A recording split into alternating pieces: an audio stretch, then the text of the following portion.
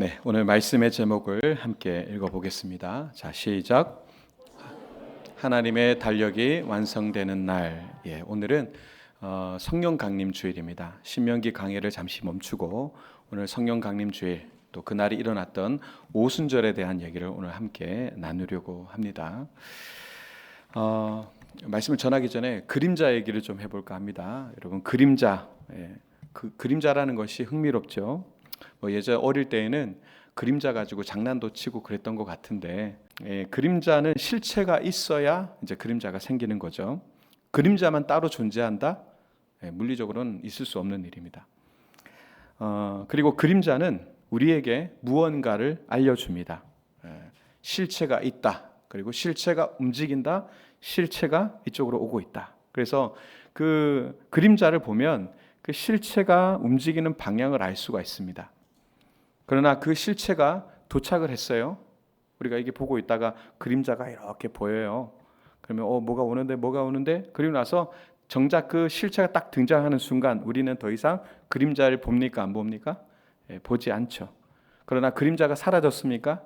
또 그렇지도 않죠. 실체가 도착했기 때문에 그 그림자에 대한 관심이 떨어지고 역할을 다 한 거죠. 골로새서 2장 17절을 보면 이런 말씀이 있습니다. 이것들은 장래일의 그림자이나 몸은 그리스도의 것이니라.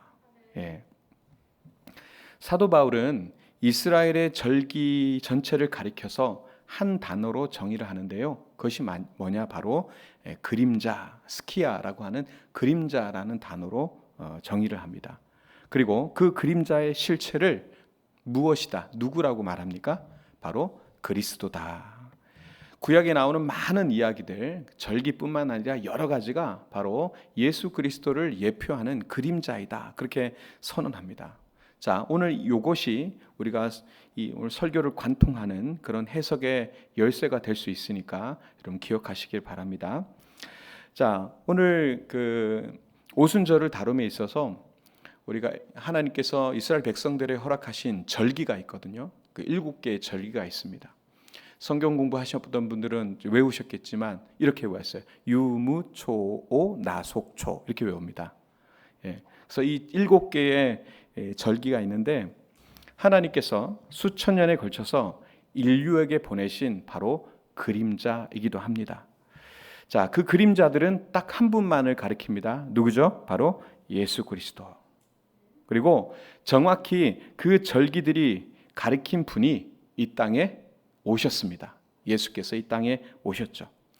자, 오늘 성령 강림 주일 우리는 단순히 초대교회에 성령이 임했다라고 하는 그런 감격스러운 사건 하나만을 기념하는 시간으로 보내지 않을 것이고요. 오늘 우리가 하나님의 달력이 가리켜온 그분이 성령으로 오신 날을 우리가 생각할 뿐만 아니라 그분이 완성하신 그리고 완성하실 세상의 선포에 대해서 한번 기념해 보려고 합니다. 조금은 이제 복잡하기도 하고 그런 얘기지만 그냥 한번 유심히 들으시면 이해가 잘 되실 거라고 봅니다. 레위기 23장에는요, 여러분들 이게 설계도와 같은 것인데 7절기에 대한 내용이 쭉 쓰여져 있습니다. 자, 이 7절기 5개의 제사 방법과 또 7개의 절기가 이스라엘 백성들에 의해서 지켜져 왔습니다. 하나님의 명령으로 인해서. 근데 수천 년 동안 그렇게 이스라엘이 지켜온 그런 절기인데요. 봄에 시작해서 가을로 이어지는 이 절기들은 해마다 또 세대를 이어가면서 오랫동안 그렇게 지켜졌습니다. 그런데 여기서 저 안타까운 부분은 뭐냐 하면 그 절기가 어떤 의미를 가지고 있고 무엇을 가리키고 있는지 전혀 알지 못한 채 그저 하나님의 명령에 의하여 순종했습니다. 모세가 얘기했기 때문에 그것을 지켜왔다는 것이죠. 자, 우리가 이 7절기에 대한 그런 이해를 좀 가지기 위해서 하나씩 좀 나열을 해보고 싶은데요. 절기는 2개로 나눕니다. 봄의 절기가 있고요. 가을의 절기가 있습니다. 먼저 봄의 절기는 유무초오 여기까지인데 6월절, 무교절, 초실절, 그 다음에 오순절 여기까지가 이제 봄의 절기입니다. 그리고 우리가 오늘 성령 강림절로 지키는 그 날이 바로 오순절에 해당이 되겠죠. 오순절 성령 강림 사건이 일어났으니까요.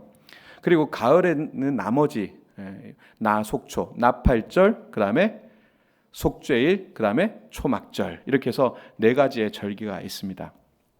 그런데 이 7절기, 바울이 이 절기들을 뭐라고 얘기하느냐? 아까 얘기했던 골로새서 2장 16절 17절을 보면 분명히 이렇게 얘기합니다. 그러므로 먹고 마시는 것과 절기나 초하루나 안식일을 이유로 누구든지 너희를 비판하지 못하게 하라. 이것들은 장래일의 그림자이나 몸은 그리스도의 것이니라. 자, 이것들은 그림자이지만 그 몸, 그 실체는 그리스도다, 이렇게 말하고 있는 거죠. 바울은 이 절기 중에 일부는 그림자이고 또 일부는 아직 이루어지지 않은 예언이다, 이렇게 얘기하지 않습니다. 그 절기 전체를 가리켜서 뭐다? 그림자다. 그 실체, 그 소마가 바로 그리스도다, 그렇게 얘기하고 있는 것이죠. 자, 이것은 매우 아주 중요한 그런 해석입니다. 그리스도는 봄절기의 3개의 실체이실 뿐만 아니라 7절기 전체의 실체이십니다. 이것을 이해하려면 우리가 그림자에 대해서 그 의미를 좀 정확하게 알아야 되는데, 이 그림자는 3가지 사실을 우리에게 얘기해 주고 있습니다. 첫 번째는 그림자는 실체를 전제합니다. 실체 없는 그림자는 없으니까요. 실체를 전제한다는 것이고, 두 번째는 그림자는 실체를 가리킵니다. 그림자를 보면 실체가 어디 있는지를 알 수 있습니다. 또 세 번째, 실체가 도착하면 그림자의 역할은 완수되는 것입니다. 제가 서두에서 말씀드린 바를 다시 한번 1, 2, 3로 말씀드린 겁니다. 그림자가 없어진 것이 아니라 그 더 이상 그림자를 통해서 실체를 기다릴 필요가 없어졌다, 이 얘기를 하고 싶은 겁니다. 자, 7절기는 한 분 메시아를 가리키는 그림자들이었습니다. 그리고 그 메시아가 오셨습니다. 십자가에서, 무덤에서, 부활의 아침에, 그리고 오순절 강림 사건으로 그분이 우리에게 오셨습니다. 여러분, 히브리서 기자는요, 이것을 더 선명하게 선언하고 있는데, 히브리서 10장 1절을 보면 이렇게 되어 있습니다. 같이 읽을까요? 시작. 율법은 장차 올 좋은 일의 그림자일 뿐이요 참 형상이 아니므로. 자, 그리고 히브리서 9장 이어지는 11절 12절에서는 특별히 속죄일의 대제사장 사역에 대해서 또 이렇게 말합니다. 그리스도께서는 오직 자기의 피로 영원한 속죄를 이루사 단번에 성소에 들어가셨느니라. 단번에, 여러분이 단번에 들어갔다, 이 단번에라는 이 한 단어가 모든 것을 말합니다. 자, 여러분, 속죄일은요 1년에 한 번씩 계속해서 업데이트해야 됐습니다. 광야를 걷던, 그리고 성막과 성전 시대에 이스라엘 백성들은 매년마다 그렇게 짐승을 잡고 제사를 드리면서 1년에 한 번씩 대제사장이 그 지성소에 들어가는 날을 딱 하루를 정해서 그날 속죄일을 지켰습니다. 그걸 매년마다 그걸 반복했었던 절기입니다. 그러나 그리스도께서 자신의 피로 단번에 영원한 속죄를 완성하시게 되죠. 그래서 속죄일은 미래에 또 성취될 사건이 아닙니다. 이미 완성되었습니다. 그것의 실체가 되시는 그 예수님께서 단번에 영원히 완전히 이루셨기 때문이죠. 자, 7절기는 그렇게 예표였습니다. 그 예표의 실체는 바로 예수 그리스도이십니다. 자, 지금 이제 말씀드린 이 모든 것들을 열쇠로 딱 들고, 자, 봄의 4절기를 좀 구체적으로 한번 보도록 하겠습니다.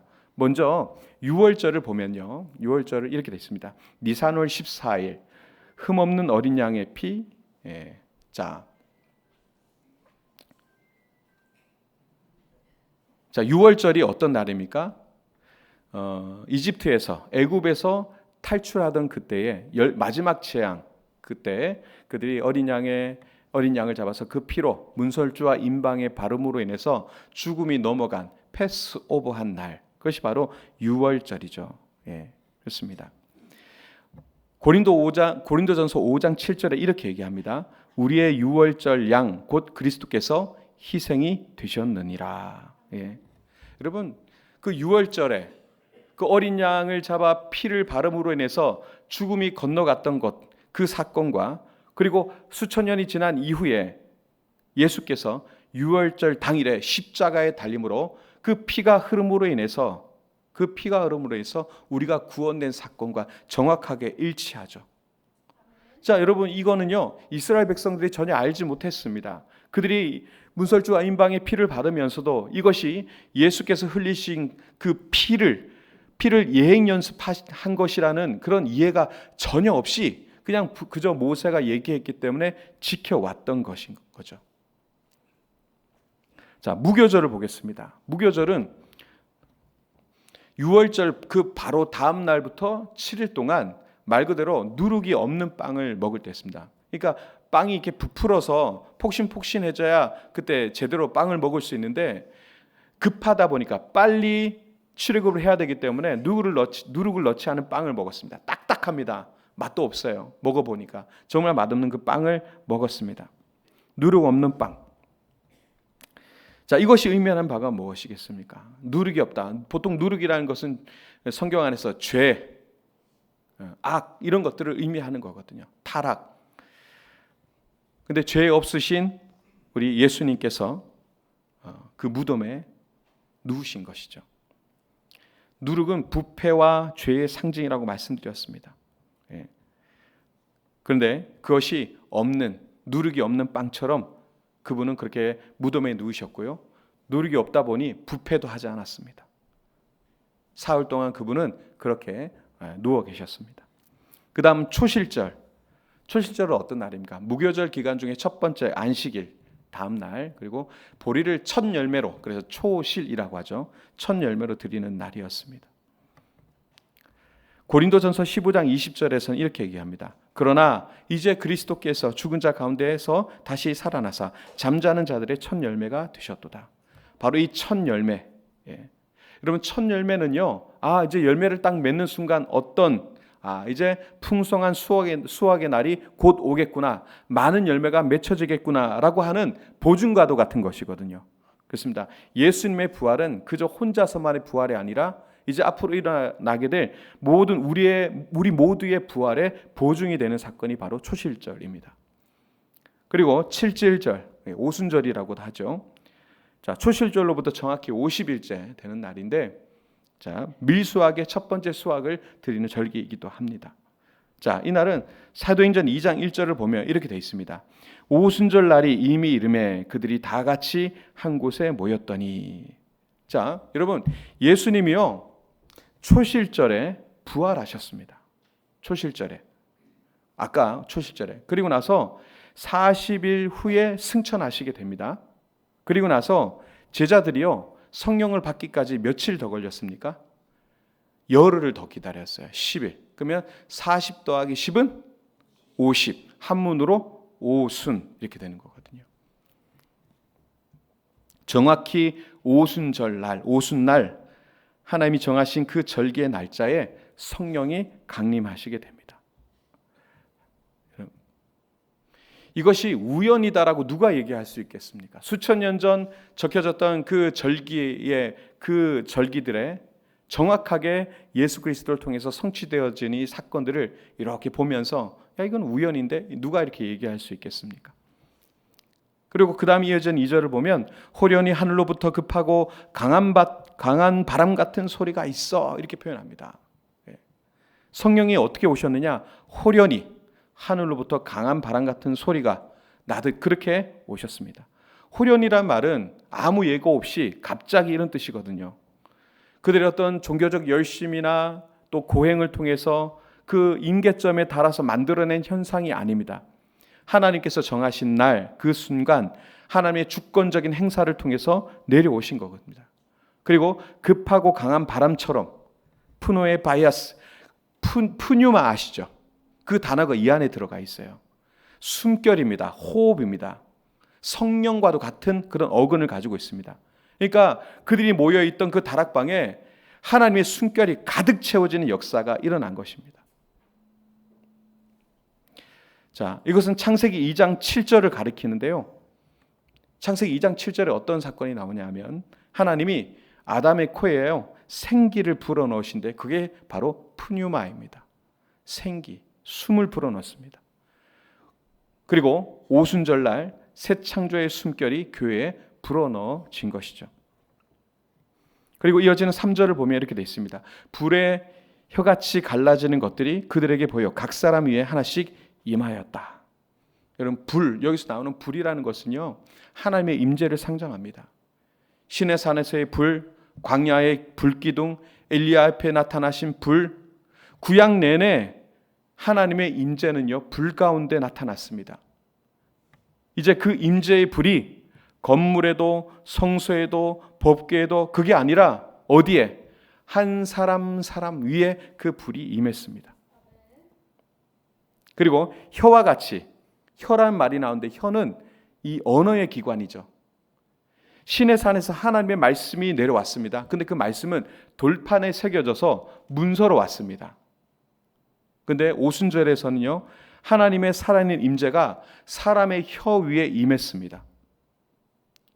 그때 하나님의 말씀이 임했을 때 그 신의 산 밑에서 금송아지를 만들어 섬기던 이스라엘 백성들이 레위 자손들에 의해서 3,000명이 죽었습니다. 그러나 성령이 임한 날, 오순절 날은요, 그 혀에 그 성령이 임함으로 인해서 베드로가 그 혀를 통하여 말씀을 전했을 때 3,000명이 돌아왔습니다.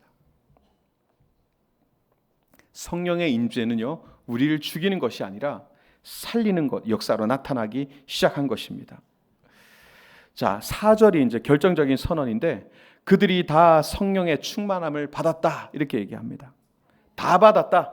다라는 말이 뭐냐? 한 사람도 빠짐없이, 이런 뜻이에요. 그 자리에 있었던 120명, 어부도 여인도 의심 많던 자도 모두 다 충만함을 받았습니다. 여러분, 지금 우리가 여기 예배를 드리고 있잖아요. 저와 여러분들 아무도 열애되지 않습니다. 우리가 어떤 모양이든지 성령의 그 임재의 주인공으로 이 자리에 여기 와 있는 것입니다. 자, 이것이 봄절기의 4개의 성취입니다. 십자가, 장사됨, 부활, 성령 강림, 이 모든 것을 그리스도께서 몸소 다 이루셨습니다.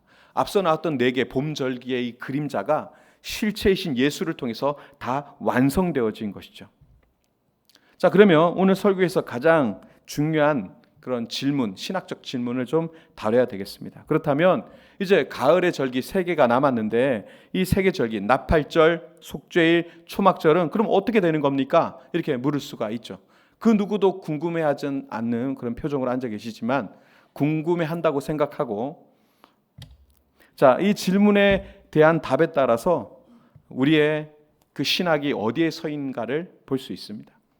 어떤 신학은요, 제가 이 설교를 하면서 절기 설교를 하면 가장 제가 좀 이렇게 조심스러워요. 왜냐하면 이것이 많은 세대주의 신학으로 흘러가기도 하고 성경에 있는 이런 것들 가지고 막 날짜를 세면서 이렇게 뭔가를 하는 것이 많은 오해를 사왔기 때문에 굉장히 좀 조심스러운 설교이기도 합니다.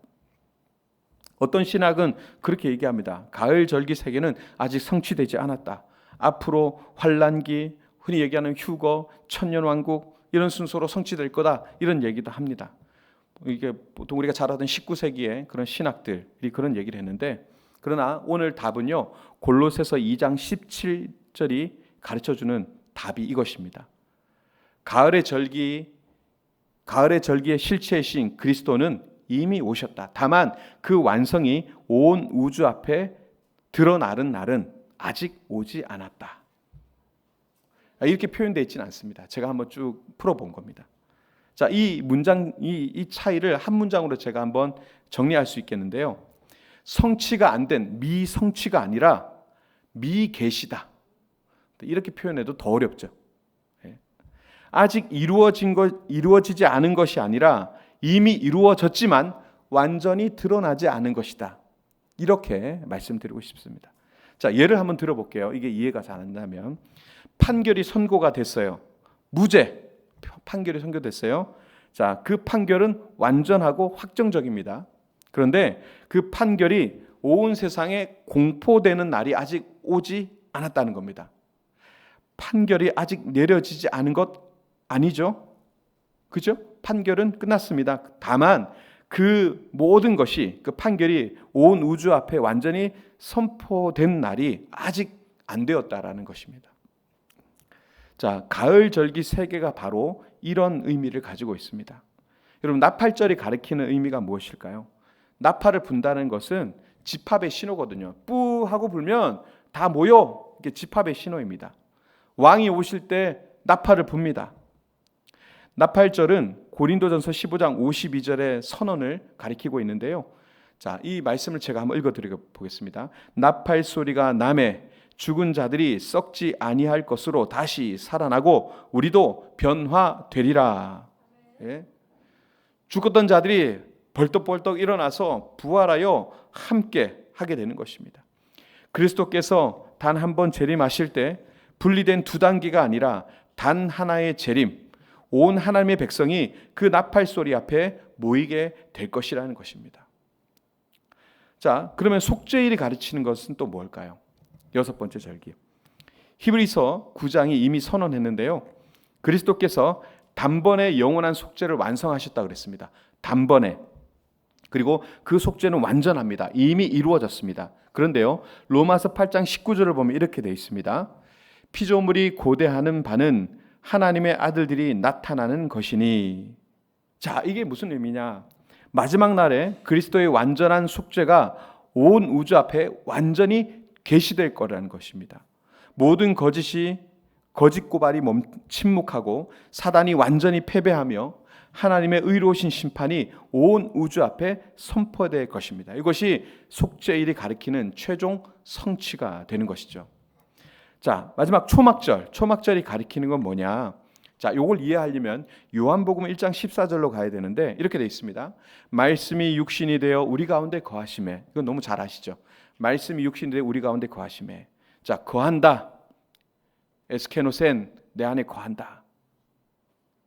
여러분, 초막절 할 때 이 말이요, 우리가 얘기하는 텐트, 초막, 장막, 이 말과 동일한 단어입니다. 거한다. 요한이 이 단어를 의도적으로 선택한 거예요. 성육신 자체가 초막절의 첫 번째 성취가 됩니다. 하나님께서 우리 가운데 오신 거예요. 우리 가운데. 보십시오. 먼 하나님이 인간들 한가운데로 성막 가운데로 오셨습니다. 이게 초막의 사건입니다. 그리고 이제는요, 우리 옆에 오셨습니다. 예수 그리스도로 성육신하여 인간의 모습으로 우리 옆에 오셨습니다. 그리고는 그 다음 어떻게 되죠? 이제 성령께서 우리 안에 오셔서 내주하십니다. 하나님이 광야의 장막에서 이스라엘과 함께 하셨듯이 이 말씀이 육신이 되어 우리 가운데 장막을 치셨습니다. 이 모두 다 똑같은 초막의 의미를 가지고 있습니다. 그런데 이 같은 단어가 스케네가 요한계시록 21장 3절에 또 다시 나타나는데, 계시록 21장 3절 같이 한번 읽어보겠습니다. 자, 시작. 내가 들으니 큰 음성이 나서 이르되 보라, 하나님의 장막이 사람들과 함께 있음에 하나님이 그들과 함께 계시리니 그들은 하나님의 백성이 되고 하나님은 친히 그들과 함께 계셔서. 아멘. 요한계시록입니다. 요한계시록. 초막절의 실체이신 그리스도께서 성육신으로 처음 오셨고 마지막 날 새 창조 안에서 하나님과 그 백성이 영원히 함께 거하는 완전한 성취가 이루어질 것이다. 하나님이 우리 안에 거한다. 우리와 함께한다. 예? 이게 완성이에요. 결국 우리가 이 땅의 모든 삶을 다한 다음에 예수 그리스도의 십자가의 공로로 말미암아 우리가 어디에 가게 되죠? 하나님의 나라. 그곳에 들어가서 하나님과 함께 거하며 영생 복락을 누리게 된다. 영원한 나라에 들어가게 된다. 이것이 바로 완전한 성취가 되는 것입니다. 이것은 중간에 어떤 특별한 시대가 아닙니다. 모든 역사의 최종 목적지, 하나님이 처음부터 의도하신 그 완성이 되는 것입니다. 우리가 성경을 읽고 신앙생활을 한다는 것, 여러분, 이 최종 지점을 우리가 정확하게 알고 있어야 됩니다. 자, 가을의 절기 세 개가 가리키는 것, 그리스도의 단 한 번의 재림, 또 그 앞에 온 우주가 서는 최후의 날, 그리고 하나님과 그 백성이 영원히 함께하는 그 새하늘과 새 땅, 이 모든 것의 실체, 바로 예수 그리스도. 이미 오셨습니다. 이제 그 완성의 날만 남은 것입니다. 자, 이제 오순절의 그 신학적인 그런 위치를 우리가 확인할 수 있는데요. 자, 오순절 그러면 성령 강림은 무엇입니까? 오순절 성령 강림. 그것은 단순히 제자들에게 어떤 신비로운 능력이 임했다. 우리가 뭐 성령 받았다, 성령 충만 받았다 그러면 막 뜨겁고 막 이렇게 뭐가 그럴까 황홀경에 있고, 아니요. 그런 신비로운 능력이 임한 사건이 아닙니다. 오순절은요, 하늘의 법정의 선언과도 같은 날입니다. 아버지 하나님이 성령을 통해서 이것을 세상에 알리신 것입니다. 예수 그리스도께서 7절기가 가리킨 모든 것을 이루셨다. 십자가는 완성되었다. 부활은 시작되었다. 구원은 확정되었다. 이제 이 사실을 온 세상에 선포해라. 베드로는 오순절날 이 의미를 즉각적으로 설교했습니다. 그것이 바로 사도행전 2장 36절인데요. 우리 같이 한번 읽어보겠습니다. 자, 시작. 그런즉 이스라엘 온 집은 확실히 알지니 너희가 십자가에 못 박은 이 예수를 하나님이 주와 그리스도가 되게 하셨느니라. 아멘. 여러분, 오순절은요, 그래서요, 선포의 날입니다. 그 선포의 내용은 뭐냐? 예수 그리스도가 주시다, 실체이시다.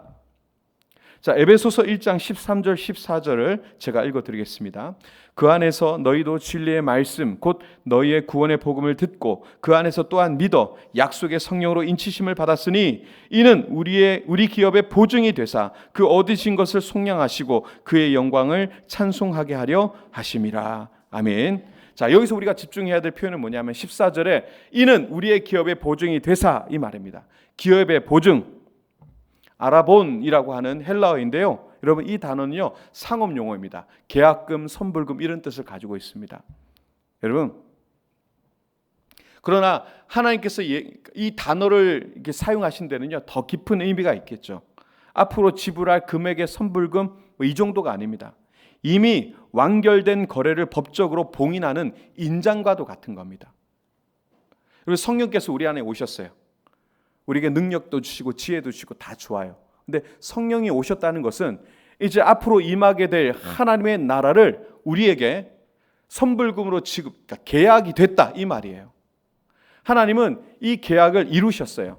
성령을 주셨다는 사실 자체가 우리에게 곧 하나님의 이 가을의 절기가 성취될 것이라고 하는 그런 보증이 되는 것입니다.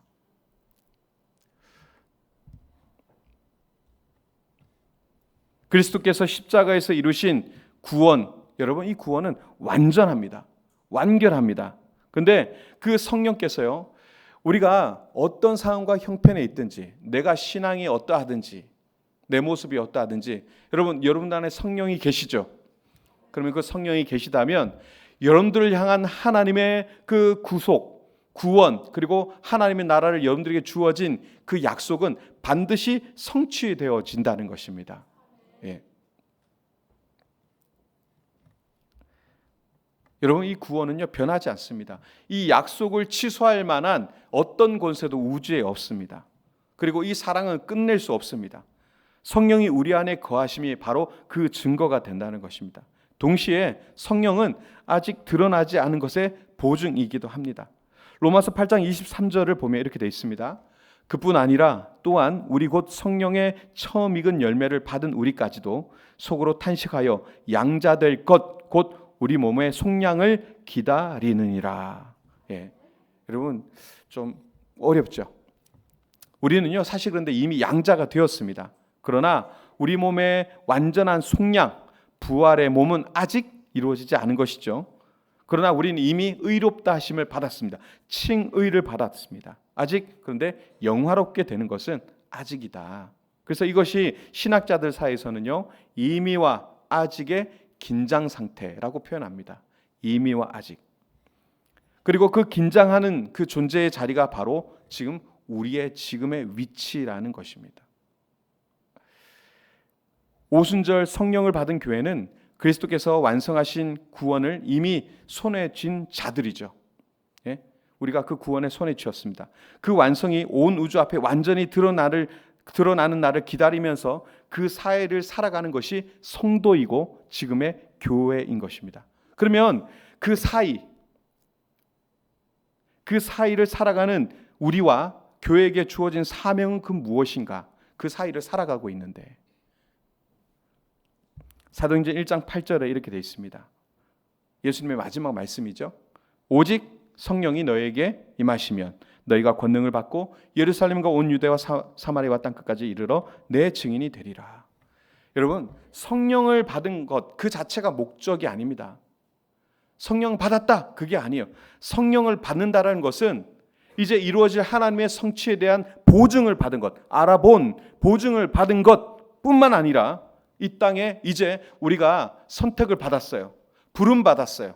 그리고 사명자로 보내지는데 증인으로 살아가야 하는 것, 성령을 받았다는 것은 그렇습니다. 우리에게 이 증인이 되는 것에 목적이 있는 것입니다.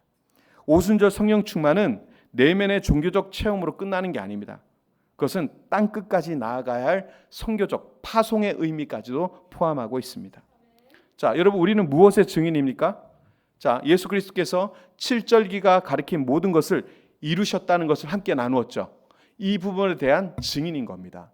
우리가 증인인데 앞서 이루었던 그 하나님의 놀라운 그런 계획, 그것이 이루어졌다는 사실도 알지 못한 채 그냥 성령 충만, 은혜 받고 가슴이 뜨겁고 눈물 나고 위로받고 거기서 멈춰 있다면 이거는 흔히 세상이 얘기하는 엑스타시 같은 그냥 이방신과도 다를 바가 없는 거예요.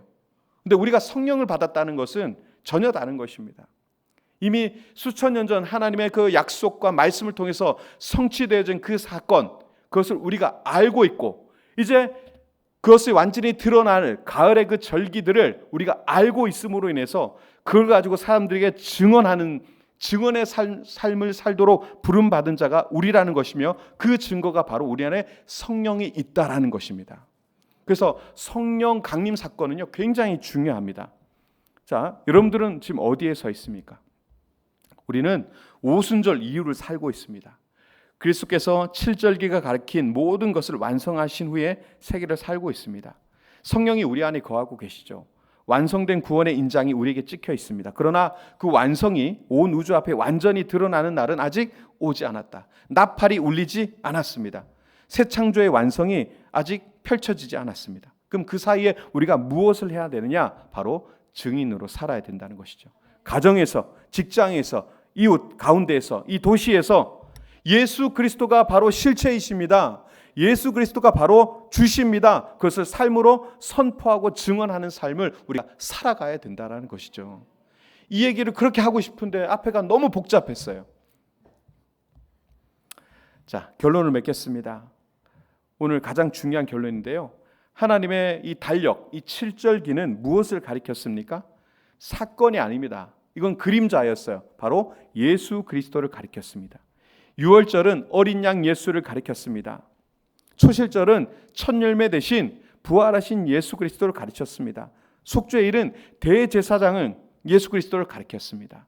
그 대제사장은 우리의 영원한 중보자 그리스도가 되시죠. 초막절은 우리와 함께 거하시는 하나님을 가리켰습니다. 그분은 임마누엘의 하나님, 임마누엘 예수 그리스도이십니다. 여러분, 칠절기는요 한 분 예수 그리스도를 7 방향에서 조명하는 7개의 빛과도 같습니다. 그리고 오순절 성령 강림은 그 모든 빛이 가리키던 분이 완전히 오셨음을 온 세상에 선포하기 시작한 날이었습니다. 그때부터 불이 혀에 임했고 그 말이 전해짐으로 인해서 3,000명이 돌아온 역사가 일어났습니다. 자, 오늘 여기에 계신 여러분들에게 묻고 싶습니다. 여러분 무엇을 붙들고 계십니까? 오순절은 우리에게 이렇게 얘기합니다. 당신이 붙들어야 될 것은 절기가 아닙니다. 주일날 그냥 와서 지키고 절기되면 지키고 그게 아닙니다. 절기는요 예수 그리스도를 붙드는 날입니다. 성령이 우리 안에 거하시는 것은 그리스도의 완성된 구원이 우리 안에 살아 있음을 보증합니다. 그 성령의 인도하심을 따라 살아가는 것, 그것이 바로 오순절 성도의 삶이 되는 것이죠. 여러분 언젠가요 나팔이 울려 퍼질 겁니다. 그날 우리는 부활할 것이고요 새 창조 안에서 하나님이 우리와 영원히 거하시게 될 것입니다. 예. 그날 우리는 부활하게 될 것이고 그렇습니다. 그 하나님과 영원히 거하게 될 것입니다. 나팔절이 가리키고 속죄일이 가리키고 초막절이 가리킨 그 날이 곧 올 것입니다. 그날까지 우리가 여기서 뭘 해야 되느냐? 증인의 삶을 살아야 되는 것이죠. 자, 오늘 설교는 마지막 본문 하나를 읽고 마치겠습니다. 요한계시록 22장 20절인데요. 같이 읽겠습니다. 제가 읽어야 되겠군요. 자, 이것들을 증언하신 이가 이르시되 내가 진실로 속히 오리라 하시거든 아멘 주 예수여 오시옵소서. 7절기가 가리켜온 그분이 완전히 오시는 그날을 소망하면서 오늘도 우리가 성령에 의지하여 내게 주어진 자리에서 사명을 다하며 살아가는 그런 저와 여러분 되시기를 주님의 이름으로 축원드립니다.